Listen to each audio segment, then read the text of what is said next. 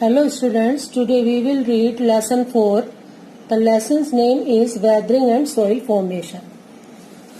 Rocks. The crust is formed by variety of rocks. They are differ from each other in the composition, texture, color, etc. On the basis of mode of their formation, there are three main types of rocks. The three types of rocks are igneous rocks, sedimentary rocks, metamorphic rocks. First we will know about the igneous rocks and the characteristics of these igneous rocks. Igneous rocks are those rocks which have solidified from the molten material or the lava ejected from the interior of the earth. Due to the high temperature in the interior of the earth, the rocks are in the molten state. The molten material is called magma.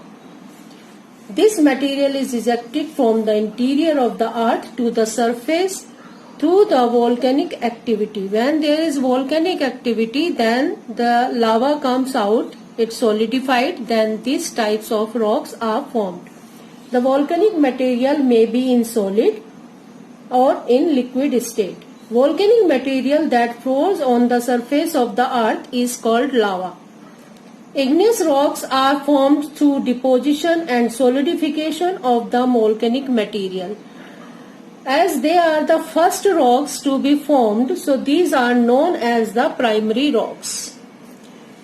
Igneous rocks are generally hard. They have no layers. They do not contain fossils. They are crystalline, as water cannot enter easily inside them.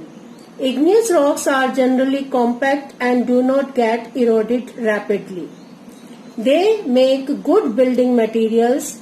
Granite, basalt, gabbro, etc. are the example of such types of rocks. These are the igneous rocks. You can see the images of these igneous rocks. Now the second is sedimentary rocks. Sedimentary rocks are formed through consolidation of sediments deposited in water bodies like rivers, lakes and seas.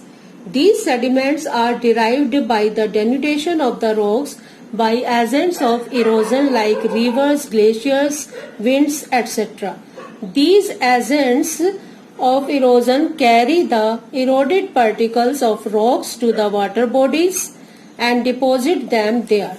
Such deposited material is called sediments. These contains loose particles of gravel, sand, silt and clay in various proportions. Over a period of time, thickness of these sediments get consolidated or compacted to form the hard rocks. The consolidation of sediments take place due to the pressure of overlying material and presence of cementing substances like lime. As they are formed through the process of sedimentation, the rocks formed in this manner are called the sedimentary rocks. They are also called the secondary rocks or the derived rocks because they are derived from the other rocks. What are the characteristics of these sedimentary rocks? Are found in layers, so they are known as stratified rocks. Most of these rocks contain fossils. Sedimentary rocks have pores in which water can easily enter. These do not have any types of crystal. These rocks are prone to weathering because these are very soft. They can be stressed easily. Most of them are porous and permeable. Very often the remains of plants and animals may get preserved in the layers of sediment. Such remains are called the fossils. These are the sedimentary rocks. You can see there are layers in the sedimentary rocks. Now the third one is metamorphic rocks. Metamorphic rocks are formed through the process of metamorphism. The term metamorphism means alteration or transformation. Metamorphism may involve both physical as well as chemical changes. Metamorphism of rocks takes place when they are subjected to high temperature or pressure. Due to the extreme pressure generating heat or by coming in contact with volcanic material, the original minerals found in a rock are altered and new minerals are formed. The joints of the rocks are pressed.